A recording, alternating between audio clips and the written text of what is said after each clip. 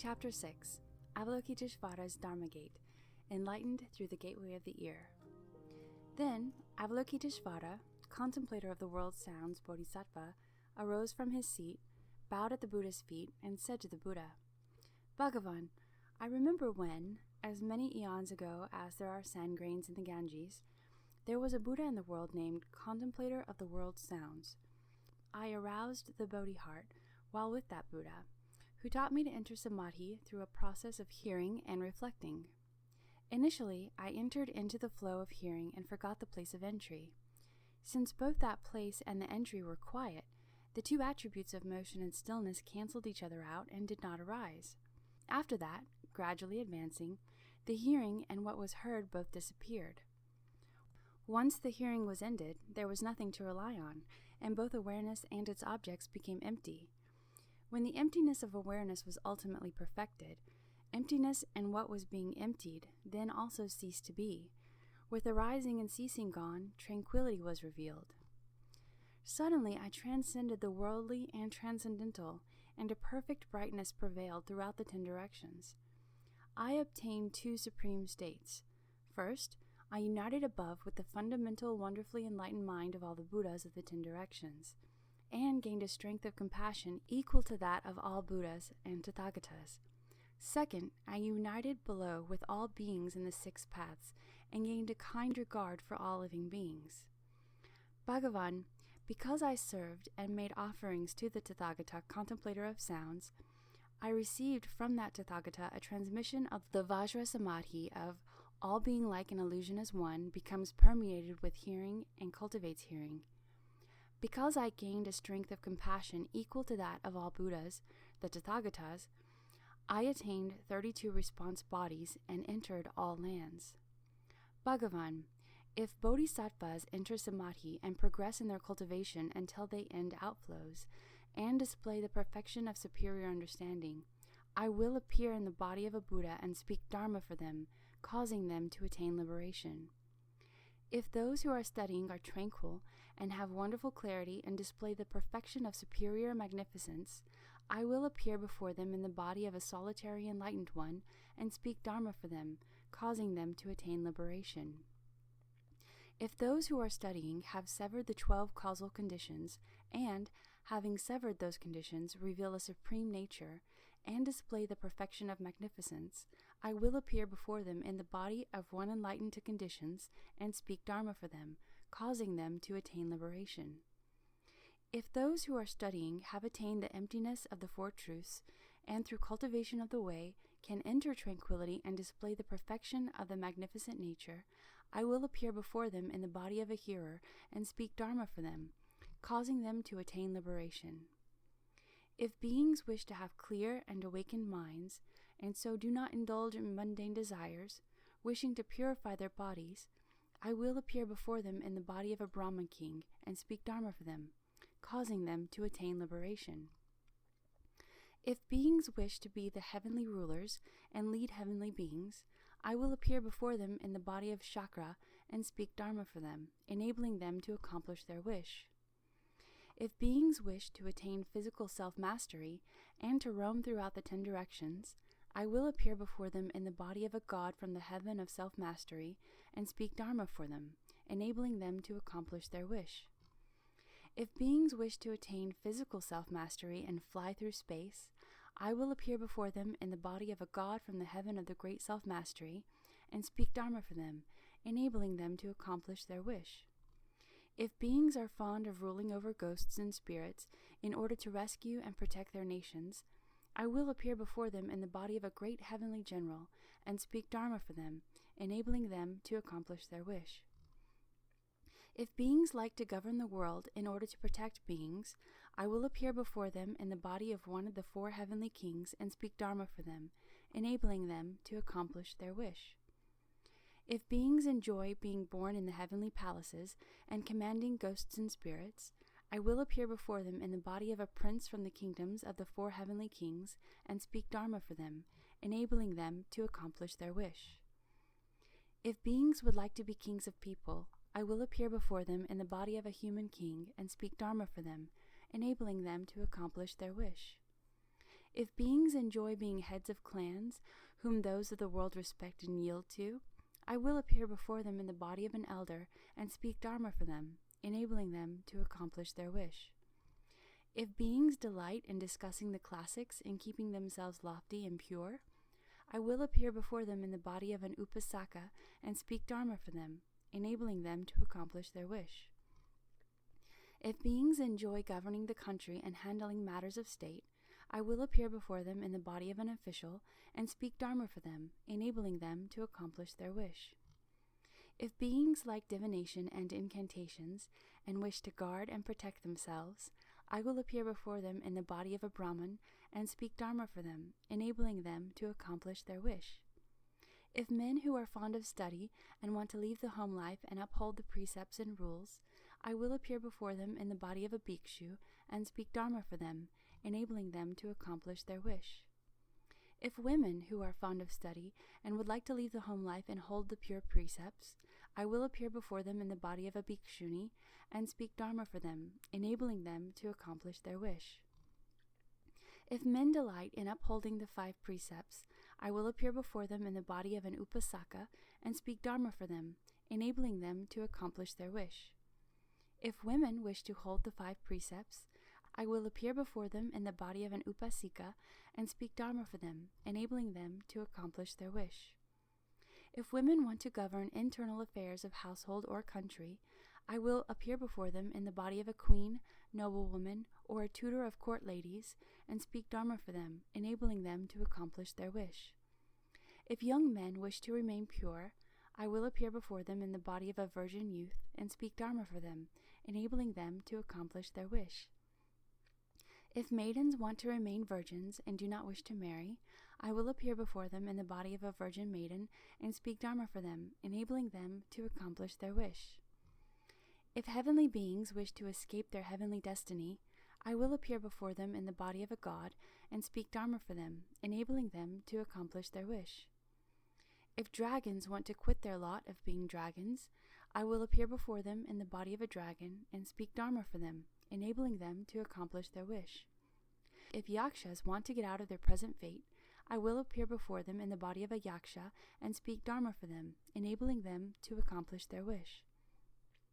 If Gandharvas wish to be freed from their destiny, I will appear before them in the body of a Gandharva and speak Dharma for them, enabling them to accomplish their wish. If Asuras wish to be liberated from their destiny, I will appear before them in the body of an Asura and speak Dharma for them, enabling them to accomplish their wish. If Kinnaras wish to transcend their fate, I will appear before them in the body of a Kinnara and speak Dharma for them, enabling them to accomplish their wish. If Maharagas wish to be freed from their destiny, I will appear before them in the body of a Maharaga and speak Dharma for them, enabling them to accomplish their wish. If human beings like being people and cultivating, I will appear before them in a human body and speak Dharma for them, enabling them to accomplish their wish. If non-humans, whether with form or without form, whether with thought or without thought, long to be freed from their destiny, I will appear before them in a body like theirs and speak Dharma for them, enabling them to accomplish their wish. These are called the wonderfully pure 32 response bodies that enter into all lands. They come into being through the effortless, wonderful strength and self-mastery of the samadhi of becoming permeated with hearing and cultivating hearing. Bhagavan, also due to the effortless, wonderful strength of this Vajra samadhi of becoming permeated with hearing and cultivating hearing, I have a kind empathy for all beings in the 6 paths throughout the 10 directions and the 3 periods of time. Based on my physical and mental accomplishments, I can cause beings who encounter bodies of mine to receive the meritorious virtues of 14 kinds of fearlessness. First, because I do not contemplate sounds themselves, but rather the contemplator, I can enable beings throughout the 10 directions who are suffering and in distress to attain liberation by contemplating their sounds of reciting my name. Second, since I am able to turn my knowledge and views inward, I can keep beings who are caught in a raging fire from being burned. Third, since I am able to turn my contemplation and listening inward, I can keep beings who are floundering in deep water from being drowned. Fourth, Since my false thinking is cut off and my mind is without thoughts of killing or harming, I can keep beings who enter the territory of ghosts from being harmed. 5th, since I am permeated with hearing and have realized what hearing is, so that the 6 sense organs have dissolved and returned to becoming identical with hearing, I can keep beings from being wounded by causing the knives to break into pieces. I can cause swords to have no more effect than if they were to slice into water, or if one were to blow upon light. 6th, since my hearing has become permeating and my essential energy bright, light pervades the Dharma realm so that absolutely no darkness remains. Then I can keep beings safe from yakshas, rakshasas, kumbhandas, pishachas, and putanas by causing the ghosts to become unable to see them even if they come close to them. 7th, since the nature of sound has completely melted away and through contemplation my hearing has returned to itself, leaving involvement with false and defiling sense objects, I can free beings from the locks of kangs and fetters. 8th, when sound is gone and the hearing is perfected, an all-pervasive power of compassion arises, and I keep beings who are traveling a dangerous road from being robbed by robbers. 9th, when hearing permeates, a separation from defiling objects occurs so that forms no longer act as thieves. Then I can enable with lust to leave greed and desire far behind. 10th, when sound is so pure that there is no defiling object, the sense organ and the external state are perfectly fused, and nothing is matched to anything else. Then I can enable beings who are full of rage and hate to stop being hateful. 11th, when the defiling objects have gone, a light spirals, and the Dharma realm and the body and mind are like crystal, transparent and unobstructed. Then I can enable all dark and dull-witted beings whose natures are obstructed, all adyantikas, to forever be free from stupidity and darkness. 12th, when form dissipates and returns to the hearing, then unmoving within the unmoving Bodhimanda, I can travel among beings without disturbing anything in their worlds. I can go through the 10 directions, making offering to as many Buddhas, Tathagatas, as there are atoms of universe. Beside each Buddha, I become a Dharma prince, and I can enable childless beings throughout the Dharma realm who wish to have sons to be blessed with meritorious, virtuous, and wise sons. 13th, with perfect penetration of the 6 sense organs, the light and what is illumined are not two. Encompassing the 10 directions, a great perfect mirror stands in the empty treasury of the Tathagata. I inherit the secret Dharma doors of as many Tathagatas as there are atoms of universe throughout the 10 directions, receiving them without loss. I can enable childless beings throughout the Dharma realm who seek daughters to be blessed with lovely daughters who are upright, virtuous, and compliant, and whom everyone cherishes and respects. 14th, in this 3,000 great thousand world system with its billions of suns and moons, as many Dharma princes as there are grains of sand in the 62 Ganges rivers appear in the world, cultivate the Dharma, and act as models in order to teach and transform beings. They comply with beings by means of expedience and wisdom, in different ways for each. However, because I have obtained the perfect penetration of the sense organ and have discovered the wonder of the ear entrance, after which my body and mind subtly and miraculously included all of the Dharma realm, I can enable beings who uphold my name to obtain as much merit and virtue as would be obtained by a person who upheld the names of all those Dharma princes, as many as the grains of sand in 62 Ganges rivers. Bhagavan, the merit of my one name is the same as those many other names, because from my cultivation I have obtained true and perfect penetration. These are called the 14 powers of bestowing fearlessness. With them I bless living beings. Moreover, Bhagavan, because I obtained perfect penetration and cultivated the unsurpassed path to certification, I also became endowed with 4 inconceivable and effortless wonderful virtues. First, due to my attaining the miraculous wonder of hearing the mind, the essence of mind was liberated from the organ in states of hearing. Therefore, there was no distinction among seeing, hearing, sensation, knowing, and so forth. The enlightenment became a single perfect fusion, pure and precious enlightenment. For that reason, I am able to manifest many wonderful appearances and can proclaim boundless secret holy mantras.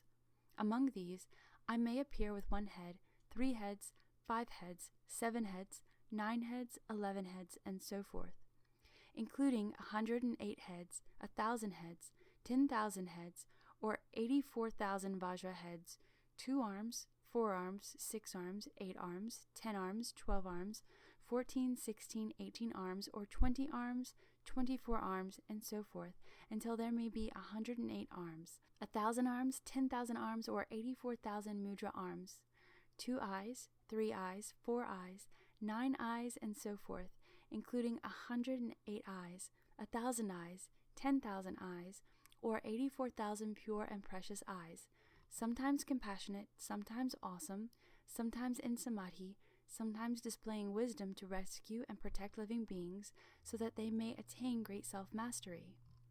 Second, due to my hearing and consideration having escaped the 6 defiling objects, just as a sound passes over a wall, they could no longer be hindered. For that reason, I have the wonderful ability to manifest shape after shape and to recite mantra upon mantra. These shapes and these mantras dispel the fears of living beings.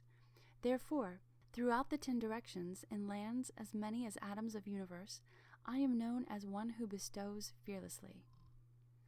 Third, due to my cultivation of fundamental, wonderful, perfect penetration and purification of the sense organ, anywhere I go, in any world, I can inspire beings to offer up their lives and valuables to seek my sympathy.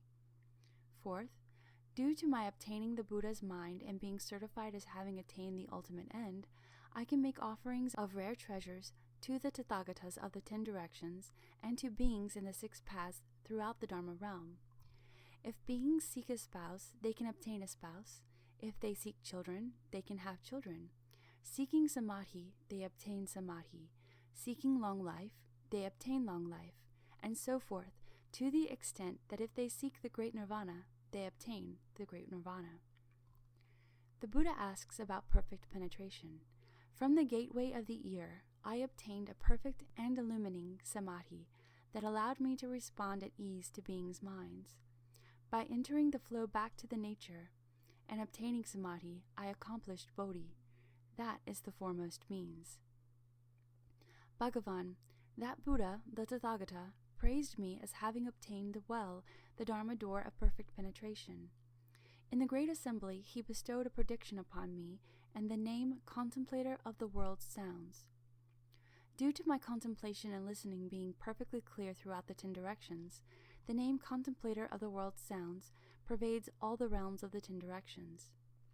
Then the Bhagavan, upon his lion's throne, emitted simultaneously from his 5 extremities a radiant light which shone far throughout the 10 directions to anoint the crowns of as many Tathagatas and Dharma Prince Bodhisattvas as there are motes of dust.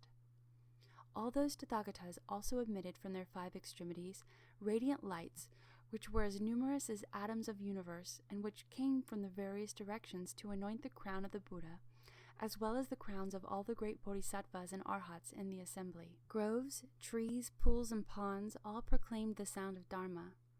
The lights blended and crisscrossed like a jeweled silken net.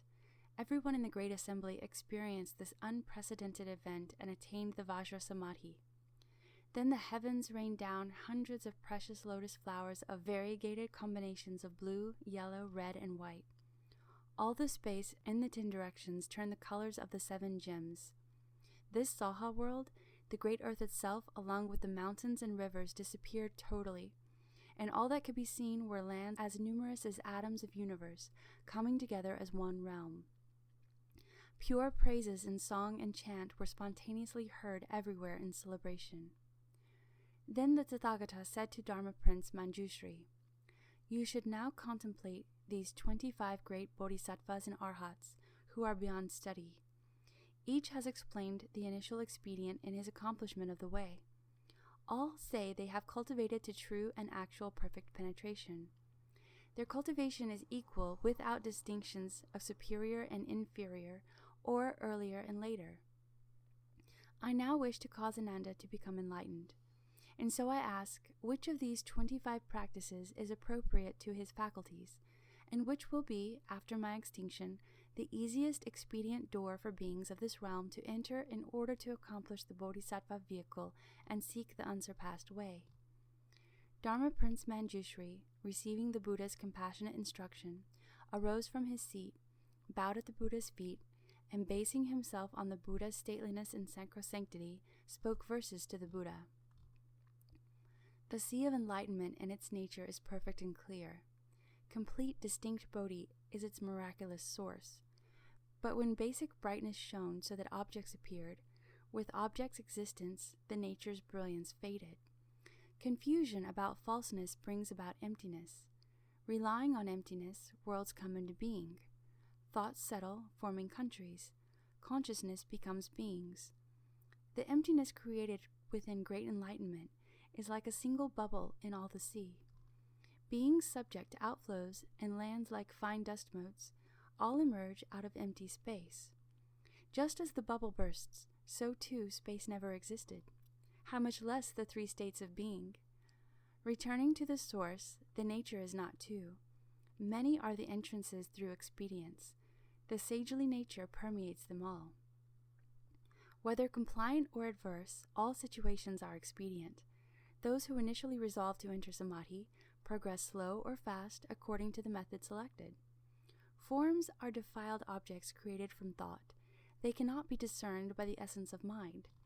How can something not clearly discernible be used to gain perfect penetration? In sounds, language is intermingled, but the meaning in a word, a name, a phrase, is such that no single one can include them all. How can that be used to reach perfect penetration? Awareness of smells comes through contact with them. Apart from them, one does not know that they exist. Since sensation of them is not constant, how can that be used to reach perfect penetration? Flavors are not to us fundamental by nature. They only exist when there is something to taste. Since the sensation is not perpetual, how can that be used to reach perfect penetration? Touch becomes clear only when something is touched.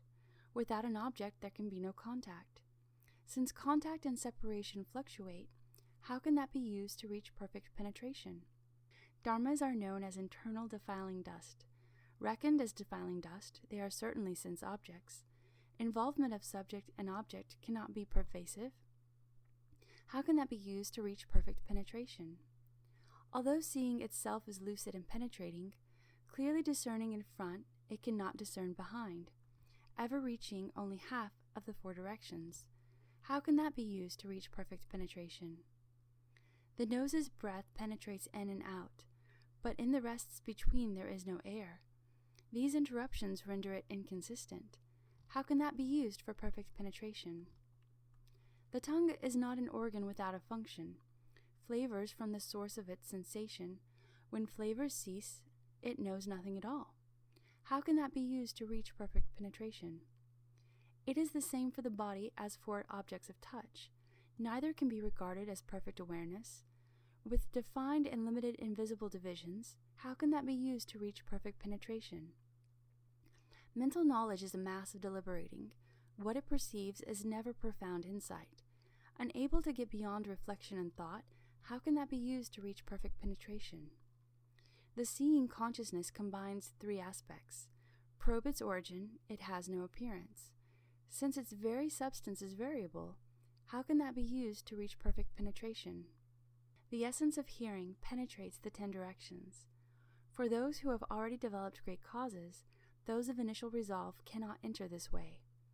How can that be used to reach perfect penetration? Reflecting on the nose is a provisional method. It only serves to gather in and settle the mind. Once settled, the mind is simply still. How can that be used to reach perfect penetration? Those of former accomplishment enlightened by speaking Dharma through the medium of language, but since words and phrases are not free of outflows, how can that be used to reach perfect penetration? Refraining from transgressions only controls the body. For one lacking a body, there is nothing to restrain. Since its source is not all-pervasive, how can that be used to reach perfect penetration? Spiritual penetrations are based on past causes. What connection have they with distinguishing dharmas? Conditioned thought is not apart from things. How can that be used to reach perfect penetration? One may contemplate the nature of earth, but it is firm and solid, not penetrable. Whatever is conditioned is not the sagely nature. How can that be used to reach perfect penetration? One may contemplate the nature of water, but such mental reflection is not the true and real. This state of suchness is not an enlightened view. How can that be used to reach perfect penetration? One may contemplate the nature of fire, but admitting dislike is not true renunciation. This expedient cannot be one for beginners. How can that be used to reach perfect penetration? One may contemplate the nature of wind, but movement and stillness are not non-dual. Duality cannot bring highest enlightenment. How can that be used to reach perfect penetration? One may contemplate the nature of emptiness, but its aspect is murky and dull, lacking awareness. Whatever is unaware is different from Bodhi. How can that be used to reach perfect penetration? One may contemplate the nature of consciousness, yet one is regarding a consciousness that is not eternal. Even the thought of it is empty and false. How can that be used to reach perfect penetration? All activities are impermanent. So too, mindfulness has its origin in arising and ceasing. Since at any given time the factors propelling cause and effect differ, how can that be used to reach perfect penetration? I now inform the Bhagavan, the Buddha appearing in the Saha world. In this land, the true substance of teaching resides in hearing the sounds purely. If one wants to attain samadhi, hearing is the best way to enter. Apart from suffering, liberation is found. How excellent is he who contemplates the world's sounds. Throughout eons as numerous as Ganges sands, he enters Buddha lands as many as fine dust motes. Obtaining great power of self-mastery, he bestows fearlessness on living beings. Wonderful is the sound of Contemplator of the world's sounds, a pure sound like the ocean's roar. He saves the world and brings peace to all within it. He has transcended the world, and his attainment is eternal. I now evaluate, Tathagata, what the Contemplator of sounds has just explained. Consider someone in a quiet place who, when drums are rolled throughout the 10 directions, can hear at once the sounds from all the 10 locations. That is actual true perfection. The eyes cannot see through solid forms. The mouth and nose are much the same. The body registers awareness only through contact. The mind, tangled in thoughts, lacks clear connections. Sounds can be heard even through solid walls. The ears can listen to things both near and far. None of the other 5 organs can match this. It, then, is penetrating, true, and real. The nature of sounds is based in motion and stillness. One hears according to whether there is sound. With no sound, there is said to be no hearing, but this does not mean that the hearing nature is gone. In the absence of sound, the nature is not ended, nor does it arise in the presence of sound. Entirely beyond arising and ceasing, it is then truly eternal. Ever present, even in dream thinking, it does not disappear when conditions and thought are gone. Enlightened, this contemplation transcends cognition, reaching beyond both the body and the mind. Now, in the Saha world, the theory of sounds has been proclaimed and understood. Yet beings are confused about the source of hearing. They follow sounds and so turn and flow. Ananda's power to remember was exceptional, yet he fell prey to a deviant plot. Was it not from heeding sounds that he was nearly lost? By turning back the flow, one will be above falseness. Ananda, listen attentively. I rely upon the Buddha's mighty power in describing to you the Vajra King, a samadhi inconceivable that is like an illusion. It is the true mother of all Buddhas. You may hear the secret Dharma doors of Buddhas as numerous as atoms of universe, but without first renouncing desire and outflows, you may amass learning and still make mistakes. You exploit learning to uphold the Buddhahood of the Buddhas. Why don't you try to hear your own hearing? Hearing does not arise spontaneously. It gets its name due to sounds. But when hearing returns and is free of sound, what does one call that which is set free? As soon as one sense organ returns to the source, all the six are liberated. Sight and hearing are like an illusory covering. The triple realm, a vision of flowers in space. When hearing reverts, the covering of the sense organs is gone. The defiling dust gives way to pure and perfect insight. With ultimate purity, the light is penetrating. A stillness shines and includes within it all of emptiness. Looking at the world from this point of view, everything that happens is just like a dream. Mantanji's daughter, too, is part of the dream. Who was able, then, to physically detain you? Consider a shadow puppeteer at work, making the dolls seem as real as people. Although one sees them move freely, they are really governed by a set of strings. Cease operating the controls, and they become still. The entire illusion was never really there. The six sense organs are also thus. At first, there was one essential brightness, which split into sixfold combination. If but one part ceases and returns, all six functions will stop as well. Responding to a thought, defiling objects vanish, becoming pure and wonderful perfect brightness. If there is residual defilement, one must still study. When the brightness is ultimate, one becomes a Tathagata. Ananda and everyone in the Great Assembly, turn around your mechanism for hearing. Return the hearing to hear your own nature. The nature will become the supreme way. That is what perfect penetration really means. That is the gateway entered by Buddhas as many as dust motes. That is the one path leading to nirvana. Tathagatas of the past perfected this method. Bodhisattvas now merge with this total brightness.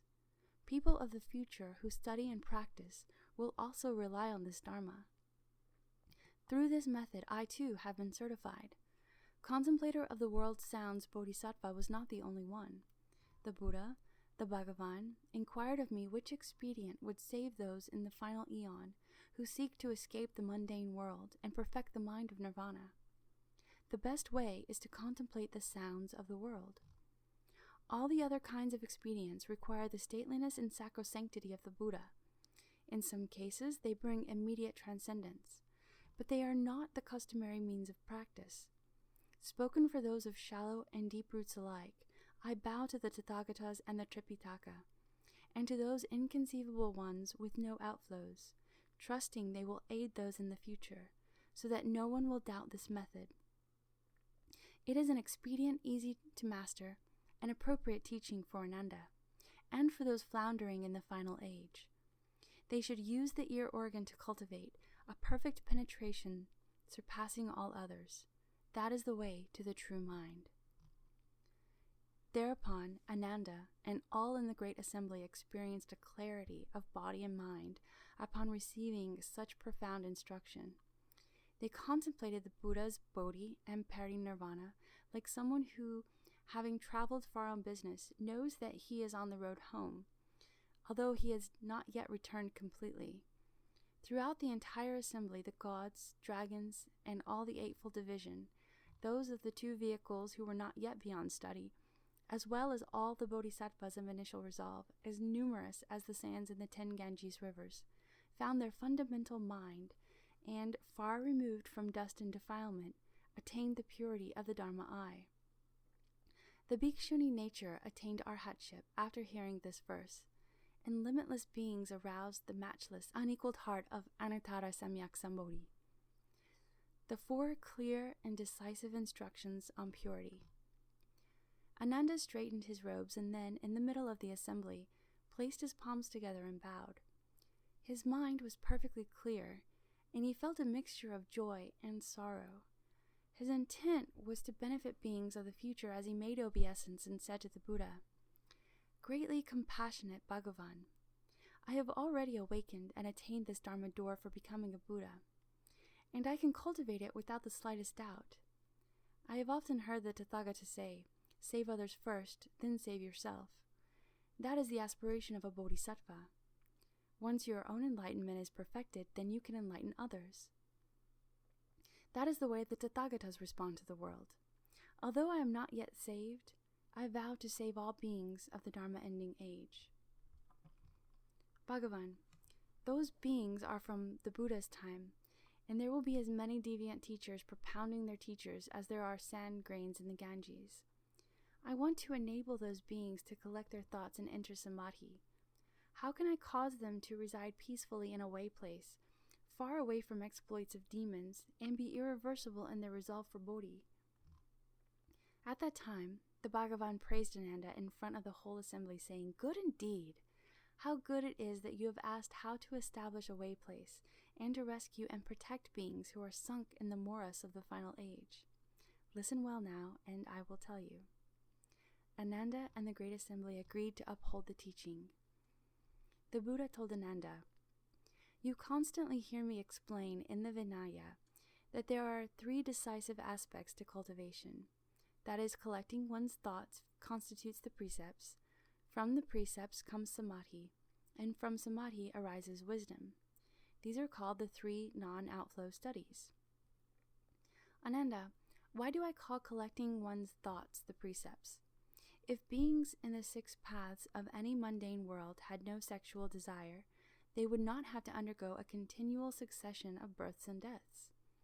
Your basic purpose in cultivating samadhi is to transcend the wearisome defilements. But if you do not renounce sexual desire, you will not be able to get out of the dust. Even though people may have some wisdom in the manifestation of dhyana samadhi, if they do not exterminate sexual desire, they are certain to enter demonic paths. At best, they will become demon kings. On the average, they will become members of the retinue of demons. At the lowest level, they will become female demons. These demons all have their groups of disciples. Each claims that he has accomplished the unsurpassed way. After my nirvana, in the Dharma ending age, these hordes of demons will abound, spreading like wildfire as they openly practice greed and lust, while proclaiming to be good, knowing advisors. They will cause beings to fall into the pit of love and views and to lose the way to Bodhi.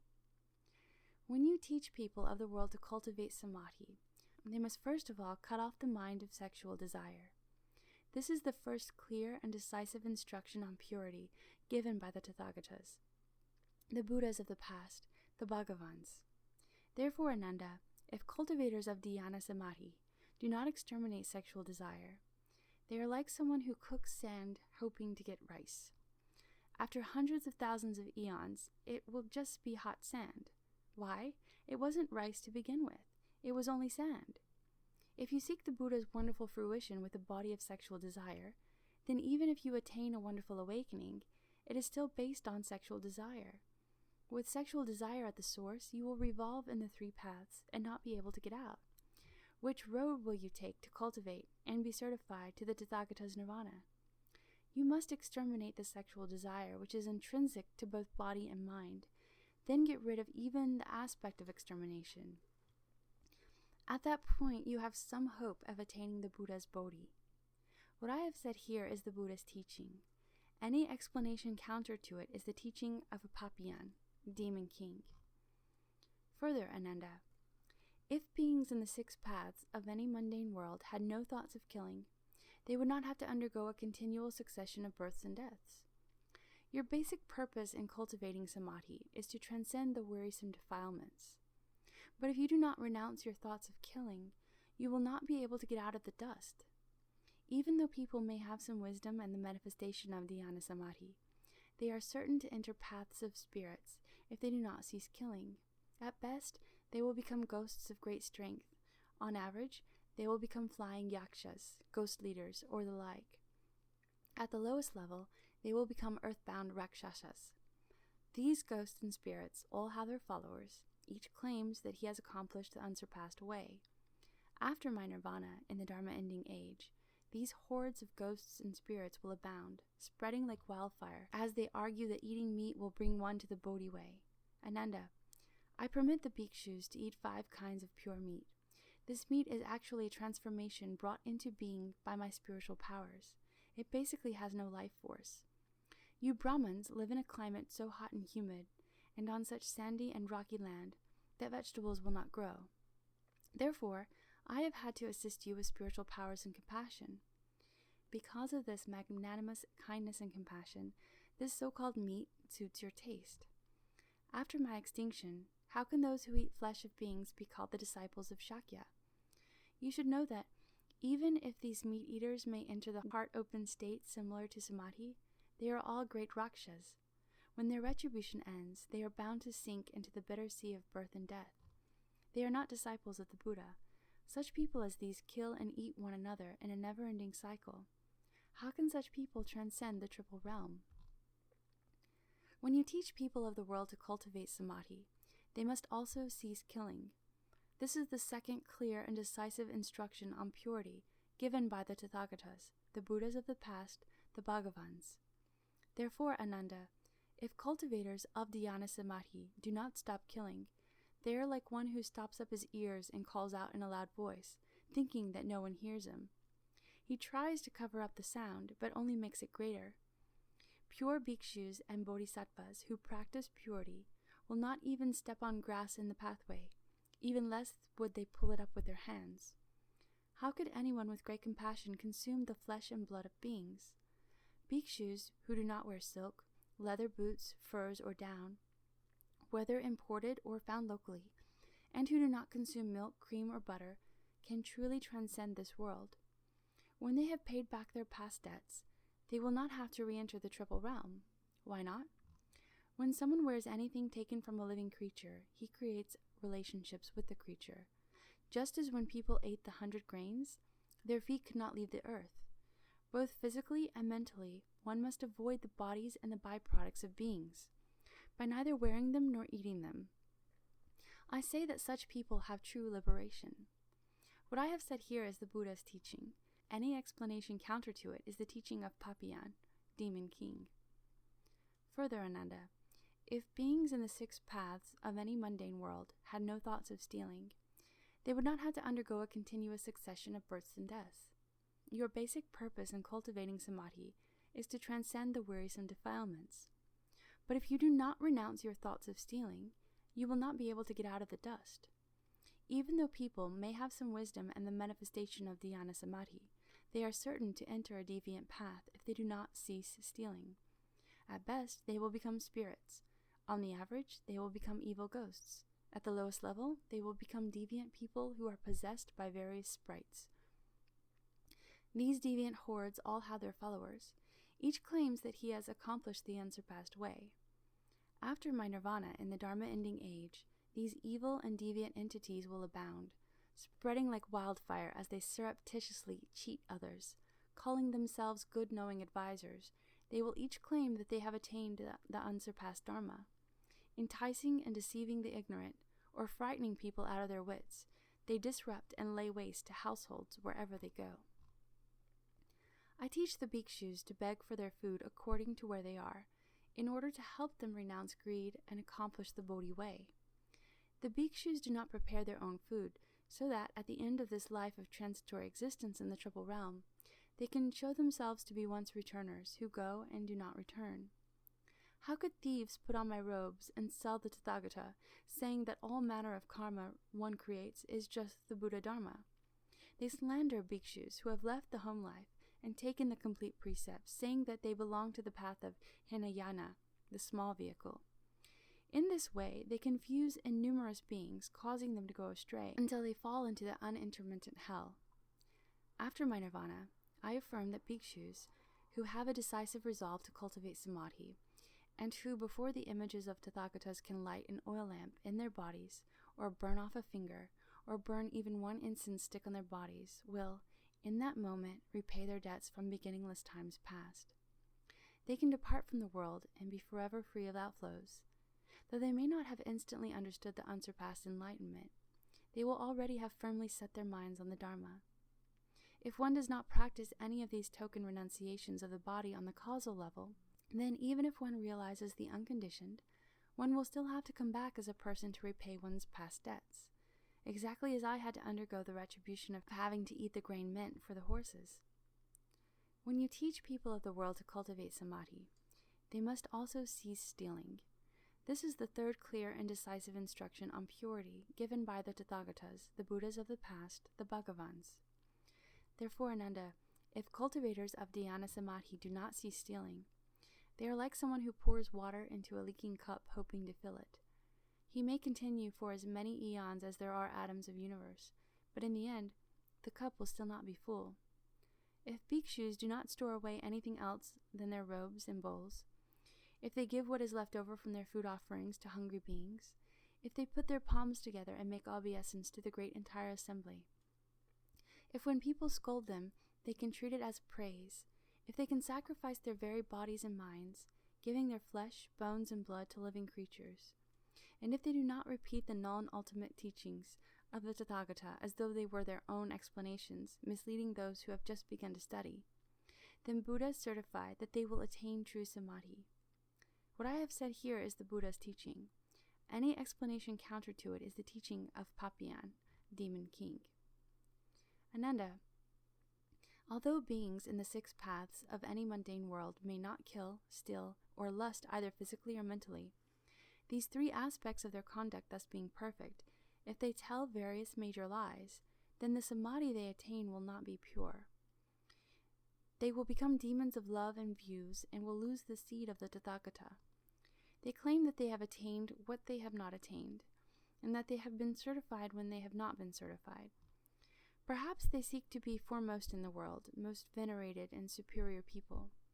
They announce to their audiences that they have attained the fruition of Shrotapana, of a Sakridagaman, of an Anagaman, of Arhatship, of the Pratyeka Buddha vehicle, or the various levels of Bodhisattvahood up to and including the 10 Bhumi stages, in order to cause others to revere and repent in front of them, and because they are greedy for offerings. These Ichantikas destroy the seeds of Buddhahood, just as surely as a tala tree is destroyed if it is chopped down. The Buddha predicts that such people cut off their good roots forever and lose their knowledge and vision. Immersed in the sea of the 3 sufferings, they cannot attain samadhi. I command that after my nirvana, bodhisattvas and arhats appear in response bodies in the Dharma ending age, and take various forms in order to rescue those in the cycle of rebirth. They should either become shramanas, white-robed laypeople, kings, ministers, or officials, virgin youths or maidens, and so forth. Even prostitutes, widows, profligates, thieves, butchers, or dealers in contraband, be confreres to these kinds of people. Praise the Buddha vehicle and cause them to enter samadhi in body and mind. But they should never say of themselves, I am truly a bodhisattva, or I am truly an arhat, or let the Buddha's secret cause leak out by speaking causally to those who have not yet studied, other than at the end of their lives, and then only to those who inherit the teaching. Otherwise, aren't such people deluding and confusing beings and indulging in gross false claims? When you teach people in the world to cultivate samadhi, they must also cease all lying. This is the 4th clear and decisive instruction on purity given by the Tathagatas and the Buddhas of the past, the Bhagavans. Therefore, Ananda, one who does not cut off lying is like a person who carves a piece of human excrement to look like chandana, hoping to make it fragrant. He is attempting the impossible. I teach the bhikshus that the straight mind is the way place, and that in all aspects of their practice of the 4 majestic deportments, they should avoid falseness. How could they claim to have themselves attained the dharmas of a superior person? That would be like a poor person falsely calling himself an emperor and thereby bringing about his own execution. Much less one should attempt to usurp the title of Dharma king. When the cause ground is not true, the effects will be distorted. One who seeks the Buddha's bodhi in that way is like a person who tries to bite his own navel. Who could possibly succeed in that? If the bhikshus' minds are as straight as bowstrings, and they are true and real in everything they do, then they can enter samadhi and never be involved in the deeds of demons. I certify that such people will accomplish the Bodhisattva's unsurpassed knowledge and enlightenment. What I have said here is the Buddha's teaching. Any explanation counter to it is the teaching of Papian, demon king. This is the end of chapter 6.